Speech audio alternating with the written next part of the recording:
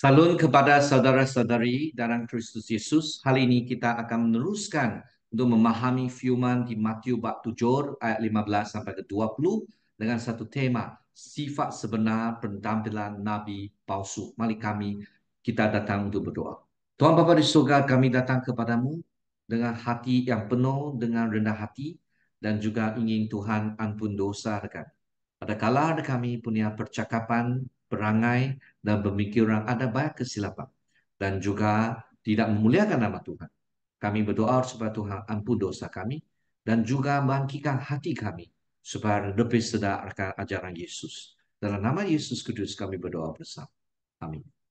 Saudara-saudari, marilah kita mengetahui kita akan meneruskan untuk menterokai bagian A dalam bagian ketiga khotbah John Wesley yang ke-32. Rujukan kitab suci yang kita mau belajar melalui khotbah John Wesley adalah untuk menerokai firman Yesus itu sendiri, yaitu dari Matius bab 7 ayat 15, 16 sampai ke 20. Marilah kita mendengar firman Tuhan. Berhati-hatilah terhadap nabi-nabi palsu. Mereka datang kepada kamu dengan menyamar sebagai domba, tetapi sebenarnya mereka adalah serigala yang puas. Dari buah-buahnya kamu akan mengenal mereka. Dapatkan orang memetik buah anggur dari semak duri, atau buah ara dari rumput berduri. Demikian juga pohon yang baik menghasilkan buah yang baik. Sedang pohon yang tidak baik menghasilkan buah yang tidak baik. Tidak mungkin pohon yang baik itu menghasilkan buah yang tidak baik. Ataupun pohon yang tidak baik itu menghasilkan buah yang baik. Setiap pohon yang tidak menghasilkan buah yang baik pasti ditepan dan dibuang ke dalam api. Jadi dari buahnya lah kamu akan mengenal mereka. Seorang utama untuk diperiksa ialah sedemikian. Dalam 2 hari yang lalu kita mempertimbangkan amaran ini adalah yang paling penting. Amaran untuk mengenal pasti nabi palsu. Sebab nabi palsu akan mendatangkan satu ancaman yang kuat kepada jemaat Tuhan. Maka kita perlu mengelakkan ajaran yang salah daripada nabi palsu dan menyebarkan kehancuran kejiwaan kerohanian jemaat Tuhan. Soalan pertama sudah ditanya 2 hari sebelum ini, yaitu siapa nabi-nabi palsu, dan sudah dijawab. Kemarin kita cakap berbicara dengan pentadbiran apa yang mereka menunjukkan dalam nabi palsu. Hari ini kita akan menerokai bahagian pertama ataupun bahagian A dalam soalan ketiga. Bagaimanakah kita dapat mengenal pasti sifat sebenar mereka walaupun pentadbiran mereka yang baik. Mengenal pasti sifat sebenar. Hari ini seorang ketiga yang harus kita tanyakan kepada diri kita ialah bagaimana kita boleh benar-benar mengetahui siapa mereka walaupun pentadbiran orang mereka kelihatan baik dan bagus. Kepentingan pengenalan pastian. Ini adalah aspek yang ketiga perlu diperiksa. Tuhan yang dikasihi mengisytiharkan kepentingan orang ramai dapat mengenal pasti nabi palsu. Tidak kira betapa baik mereka sama. Tuhan kita yang dikasihi mengakui betapa pentingnya untuk orang ramai dapat mengenal pasti nabi-nabi palsu walaupun mereka sama dengan sangat baik. Yesus mahu kita kenal pasti sebab kita mengelakkan ancaman daripada nasu nabi yang palsu. Peraturan mudah saja, kenali mereka melalui buah-buahan mereka. Dia juga memahami, Yesus juga memahami bahawa kebanyakan orang mendapati sukar untuk membeza kebenaran daripada rantai pentangkuran yang panjang. Oleh itu, dia membeli satu peraturan mudah yang senang difaham dan digunakan oleh sesiapa pun saja dalam keadaan. Apakah peraturan itu? Yaitu kamu dapat mengenal mereka melalui buah-buahan mereka. Peraturan itu boleh digunakan dalam semua keadaan untuk menentukan sama ada seseorang yang mentakwa dan berjaga atas nama Tuhan adalah nabi benar atau palsu. Kita terlebih dahulu memperhatikan buah-buah ajaran mereka dalam kehidupan mereka sendiri. Adakah dia ajar kita rendah hati? Dia ada rendah hati. Adakah dia ajar kita jangan sombong? Adakah dia sombong? Adakah dia ajar kita lemah lembut tetapi dia kasar sekali? Adakah dia kasih sayang orang secara luaran ataupun dengan hati yang sejati? Adakah dia ajar kita dan dia buat sedemikian ataupun sekurang-kurangnya mentunjuk kehadapan sedemikian? Apakah kesan ajaran mereka ada impakkah dalam watak mereka? Adakah impakkah terhadap mereka sendiri. Kesucian dan ketidakbercacatan. Adakah mereka suci dan tidak bercacat dalam semua tindakan mereka? Ada kehidupan mereka mempamerkan transformasi rohani yang tulen. Kita bukan kata Nabi yang benar dia memang 100%. Mungkin mereka juga ada kesilapan. Tetapi secara umumnya dia tiada apa kesucian, tiada apa tidak kesucian dan tiada apa tidak bercacatan. Dan maksud dalam kehidupan mereka kita anggap dia sebagai umumnya dia memang ada satu hati yang tulus dan ada transfer rohani yang sebenar. Tiga laku yang konsisten. Rendah hati, sabar, penuh kasih terhadap Tuhan dan manusia. Ada semangat dan komitmen untuk kehidupan yang benar. Mencerminkan Kristus. Mempamerkan kualiti dan pemikiran Kristus sendiri. Saudara-saudari, kesan kepada pengikut adalah peraturan yang kedua yang kita boleh uji kesan ajaran mereka terhadap orang yang mendengar mereka. Walaupun ia mungkin tidak memberi kesan kepada semua orang dengan cara yang sama. Kerana walaupun para rasul tidak mengubah semua pendengar mereka, seharusnya ada bukti transformasi pada ramai orang. Saya sekarang secara menimpa balik. Saya mendengar khotbah dari Reverend Xiao Zhaofe. Saya percaya Yesus. Saya mendengar daripada Reverend Lau King Ying apabila saya di gereja Methodist Meang, jiwa saya diperbaharui baik-baik sekali.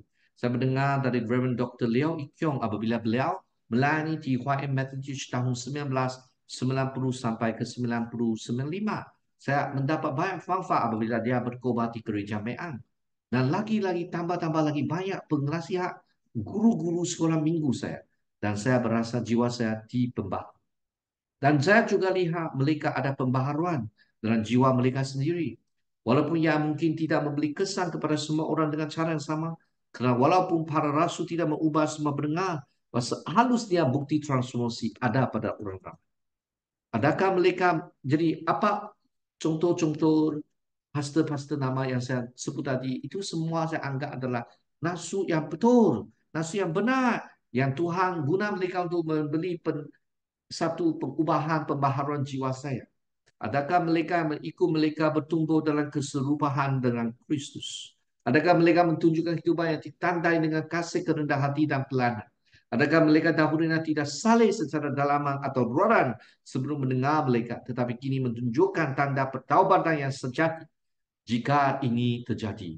Ia adalah bukti kuat bahawa orang tersebut adalah nabi yang sebenar, yang ditulis, yang diutus oleh Tuhan. Jika ajaran mereka tidak menginspirasikan diri mereka sendiri atau orang lain untuk mengasihi dan melayani Tuhan, ini adalah tanda yang jelas bahawa mereka adalah nabi yang palsu. Mereka bukan diutus oleh Tuhan. Analogi dari kitab yang suci. Ini mungkin sukar untuk diterima. Tetapi Tuhan kita telah mencangkarkan bahawa hanya sedikit yang akan mendapati yang mudah. Untuk mengukurkan perkataannya, dia membeli analogi yang jelas. Adakah orang mempetik buah anggur dari semak duri atau buah ara dari pohon hazel? Adalah tidak munasabah untuk menghalakkan seorang guru palsu menghasilkan buah rohani yang tulen.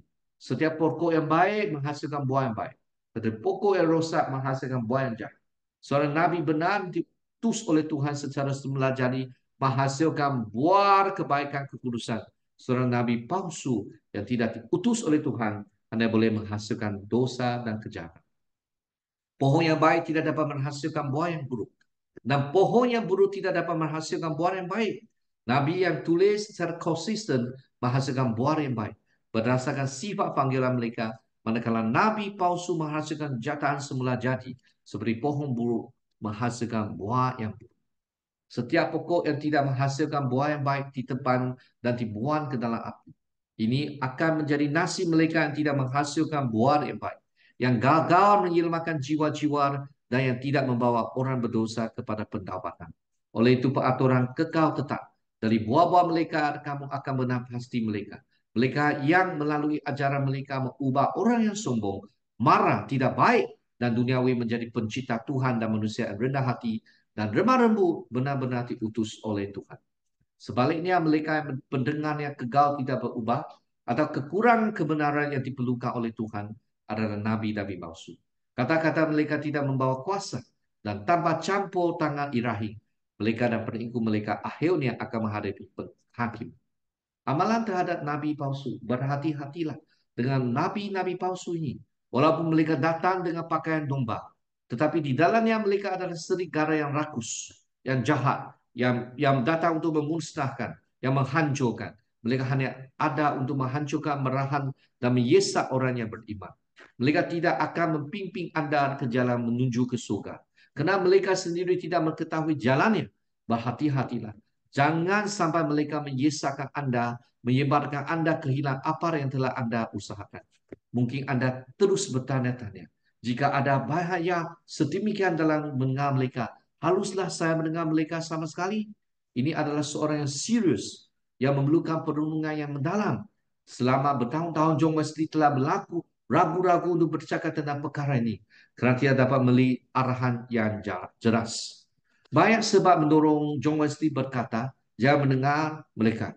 Namun apa yang Yesus katakan mengenai nabi-nabi palsu pada zamannya seolah-olah mencanangkannya sebaliknya.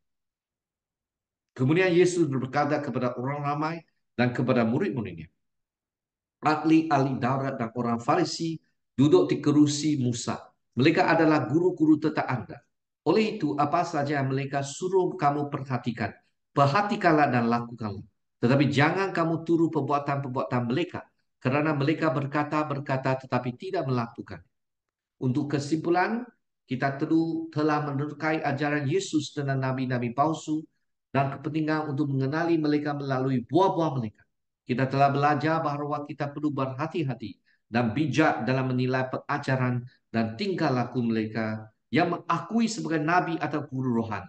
Ingatlah bahawa pohon yang baik akan menghasilkan buah yang baik dan pohon yang buruk akan menghasilkan buah yang buruk. Marilah kita sendiri mencari kebenaran dan mengikuti jalan yang benar yang menunjuk ke surga. Seperti yang ajar oleh Yesus Kristus sendiri. Mari kita berdoa. Tuhan Bapa di surga, kami begitu hargai akan masa ini yang dipunyai untuk merenung firman-Mu. Berkatilah kami. Ada hati dan mata rohani mengenal pasti kebenaran. Dalam nama Yesus Kristus kami berdoa. Amin. Semoga Tuhan berkati-Mu dan juga sekeluarga. Dan kita jumpa lagi.